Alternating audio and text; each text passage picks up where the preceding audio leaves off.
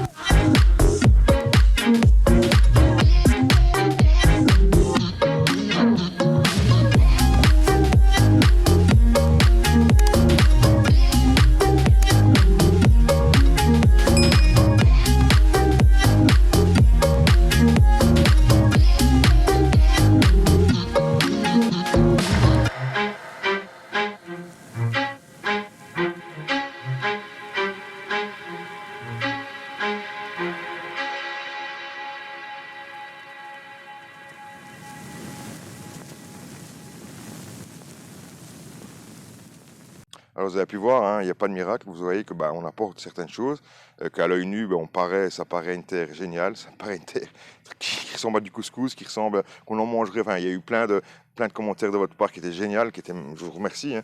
Après moi j'ai rien à vous vendre, j'ai rien à vous cacher, je vous montre la réalité. La réalité c'est qu'en dessous de ce paillage, hein, parce que c'est un paillage pour moi, hein, c'est une forme, c'est de l'amendement, puisqu'on vient apporter de l'engrais organique, hein, que ce soit compost, que ce soit de l'amendement, que ce soit du fumier, enfin quoi que vous apportiez, c'est un paillage en plus.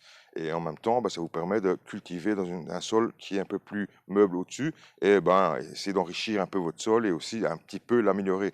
Ce qui ne va pas faire grand-chose si vous faites qu'une fois par an, puisque une fois par an, vous allez voir que l'année d'après, hein, votre sol est redevenu un petit peu comme avant. Il va être un tout petit peu amélioré, mais pas grand-chose. Alors surtout, ce qu'il ne faut pas faire sur du sol qui est si argileux comme le mien, c'est n'emmenez pas de sable, en grosse quantité, parce que argile plus sable, ça va vous faire du ciment, du béton, ce que vous voulez, donc ça va endurcir votre sol, ça va pas du tout l'alléger. Hein. Oui, il va paraître allégé quand il va être meuble ainsi, sans eau, mais une fois qu'il y aura une première pluie, au moment où il va sécher, il va devenir dur comme du béton, et là ça va être la catastrophe, donc n'amenez pas de sable, hein, surtout, amenez du compost, des feuilles, mettez de l'engrais vert que vous fauchez, ainsi de suite.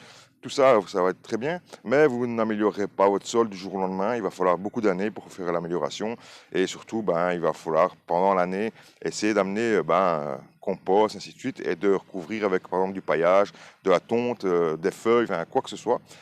Tout ce que vous allez amener, ça va être que du bon. Donc, n'hésitez pas à amener des choses dans votre sol pour le nourrir, mais aussi pour l'améliorer. Voilà, sans chichi, je vous ai rien caché, je vous ai montré un petit peu comment je faisais. Ça ne m'empêche pas d'avoir des beaux résultats. Hein. Prochaine vidéo, vous verrez un petit peu le tour un petit peu. Vous verrez que il y a déjà des fleurs, les plantes de tomates se portent hyper bien. La serre ici, elle est hyper pleine. Hein. Bientôt, je vais pouvoir semer mes autres plantes de tomates parce qu'on est début mai. Hein. On va pouvoir planter, cette semaine, je vais planter mes tomates parce que il risque plus de geler. Hein. J'ai regardé à 15 jours. Les températures les plus basses vont être à 3, 4, 5 degrés. Donc, pas de problème. Je suis sous abri. Généralement, toutes mes tomates sont sous abri. On va prendre le risque pour ma part de les semer là cette semaine. Bon, ça, après, quand vous verrez comment vos conditions chez vous, c'est à vous à décider de prendre le risque ou pas. Moi, j'insinue jamais personne à faire quoi que ce soit. Vous faites ce que vous voulez. Moi, personnellement, je prends le risque. Et c'est mon risque. Et si il gèle, j'aurai perdu. Et ce sera de ma faute. Voilà, les amis. Donc, n'oubliez pas, c'est en semant n'importe comment qu'on récolte n'importe quoi, mais pas forcément tout le temps. Hein. Donc, on sème aux bonnes périodes. Et ici, voilà, on va faire les semis bientôt. Enfin, pas les semis. On va faire les plantations bientôt. Allez, prochaine vidéo, ce sera sûrement un petit tour du potager, parce qu'il y a beaucoup de choses qui sont maintenant sorties. Et ça devient intéressant de voir un petit tour du potager. Ce sera un petit peu aussi, voir un petit peu dans la serre, un petit peu les plants de tomates, comment ils vont. On va parler aussi, je vous ferai bientôt une vidéo sur de la tomate en pot. Je vous donnerai les 5 tomates à faire en pot. Ça sera une prochaine vidéo qu'il ne faudra pas rater. Parce que si vous avez une terrasse ou quoi que ce soit, vous allez pouvoir faire des tomates. Moi, je vous donne les 5 tomates préférées que j'aimerais faire en pot, que je vais faire une partie cette année-ci. Vous allez pouvoir voir un petit peu ça, le développement. Vous allez voir qu'il y a des tomates assez sympas. Des tomates qui n'ont pas besoin de beaucoup de place, pas besoin de des gros bacs de culture ici. Vous allez voir que c'est assez sympa. Et donc, je vous dis à très très bientôt pour une prochaine vidéo. N'oubliez pas, comme je vous dis, abonnez-vous, commentez et les petits likes, ça fait toujours plaisir. À bientôt. Ciao, ciao.